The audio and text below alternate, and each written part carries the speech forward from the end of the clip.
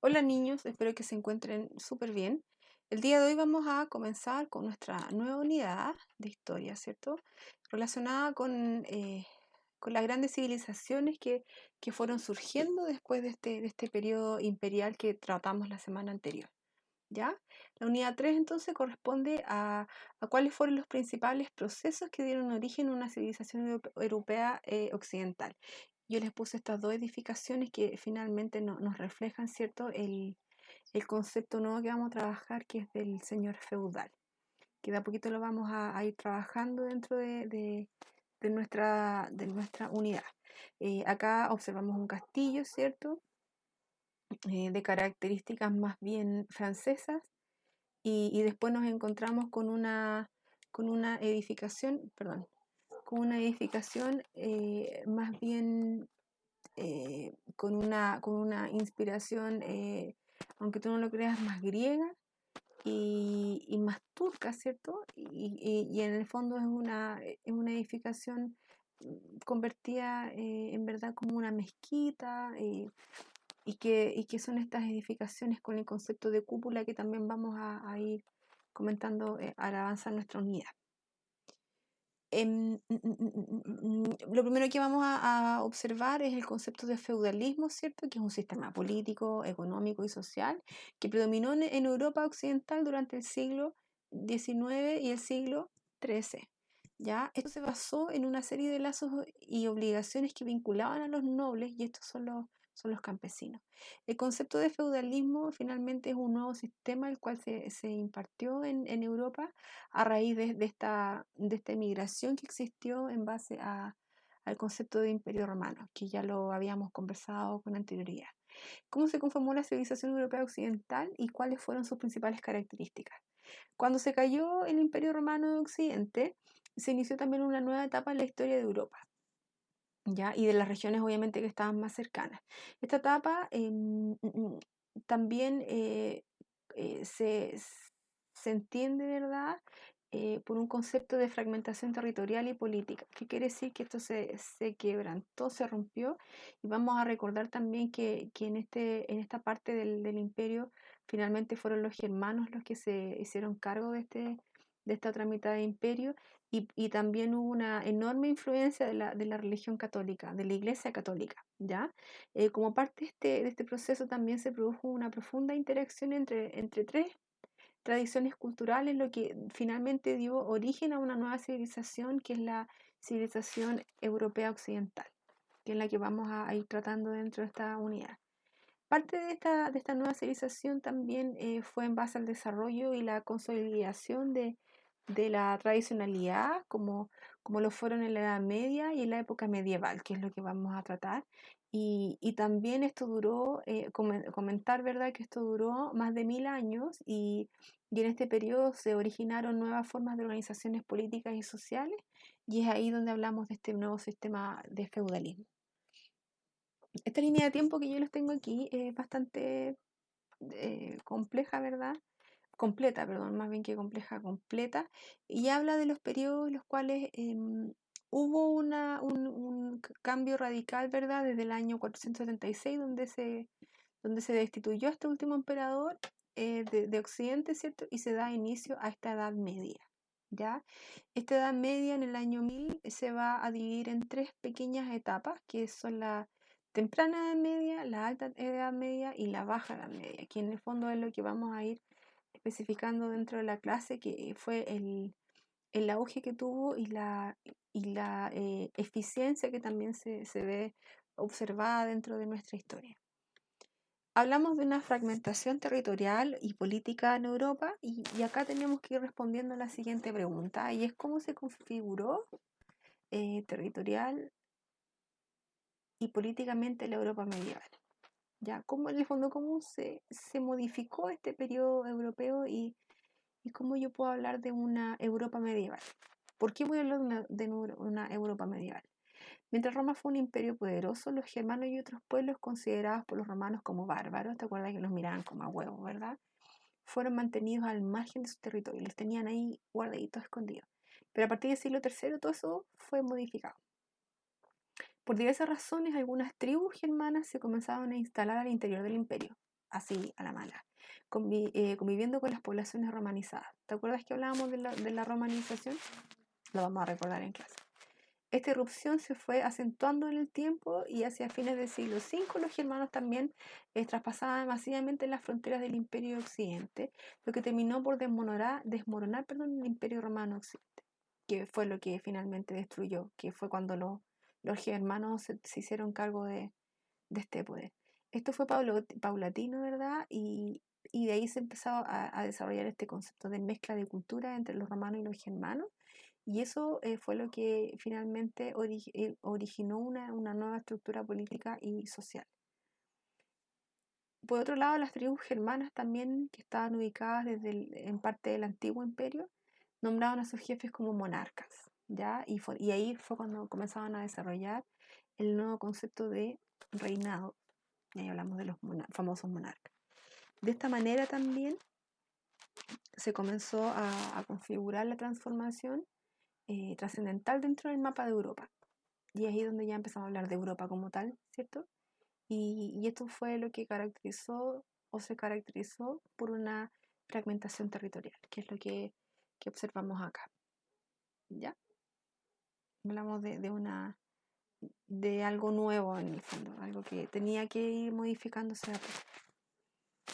Las tradiciones que dieron un origen a Europa Occidental. Bueno, esta actividad la vamos a realizar en clase para mayor comprensión. Y en el fondo es en qué consistió la influencia cultural que dio origen a la civilización europea occidental.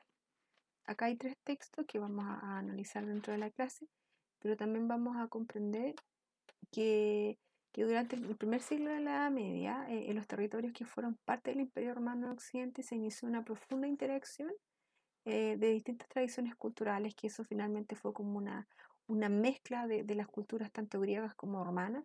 Y ahí cuando hablamos del concepto greco-romano, que ya lo habíamos tratado la semana anterior, la cultura germana y la judeocristiana, y a partir de las cuales también finalmente se conformó una civilización europea occidental, que en base a estos 3 textos los vamos a analizar y vamos a ir observando finalmente las diferencias y en qué también se pudieron conjugar o fusionar. El rol de la Iglesia Católica durante la Edad Media siempre ha sido importante, ¿verdad? Estemos o no estemos de acuerdo, es así. Y dentro de este rol vamos a hablar de un concepto que vamos a conocer hoy día, que es el clero. Es un conjunto de personas que han consagrado su vida a la actividad religiosa, como por ejemplo los monjes y los sacerdotes. Ya hubo un cambio drástico y un nuevo sentir para la religión cristiana, que ya ahora la vamos a hablar como católica, ¿ya? ¿Y cómo se manifestó la influencia de la Iglesia Católica durante la Edad Media? Se manifestó evidentemente de muchas formas. Vamos a hablar en clases acerca del concepto de papado, ¿verdad? Y también la capacidad que tenían estos personajes de, de, de poder convencer de cierta manera a una gran masa de personas las cuales se les consideraba fieles, ¿verdad?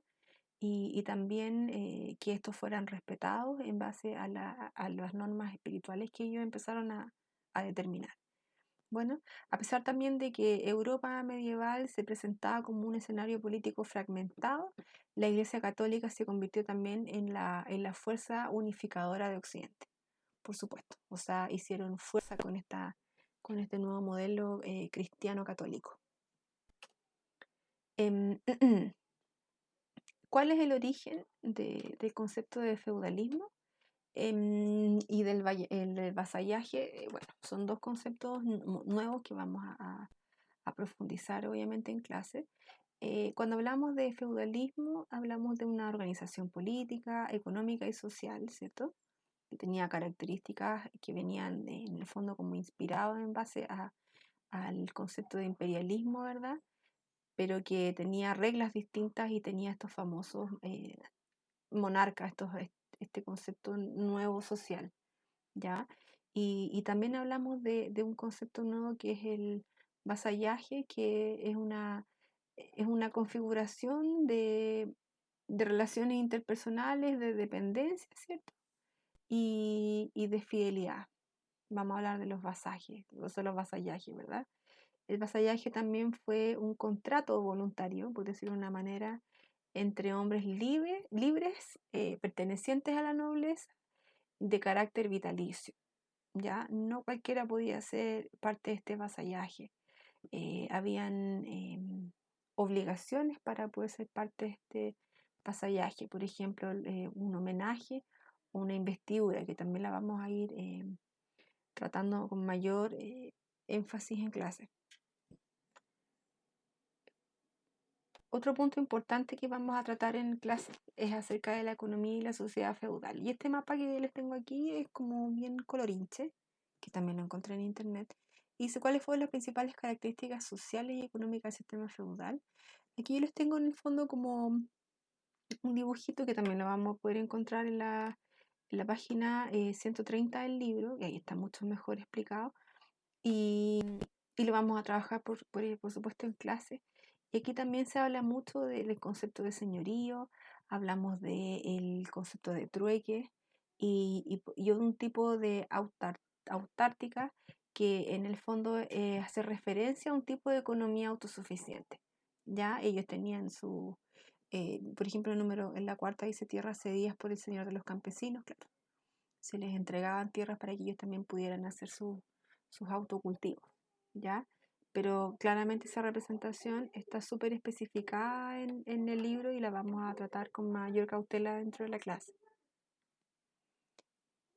Aquí nos encontramos también con una representación de la estructura social feudal, ¿ya? Y dentro de esta estructura social feudal nos encontramos con estamentos privilegiados, ¿verdad? Y estos serían los reyes, la alta nobleza, parte de la pequeña nobleza, ¿verdad?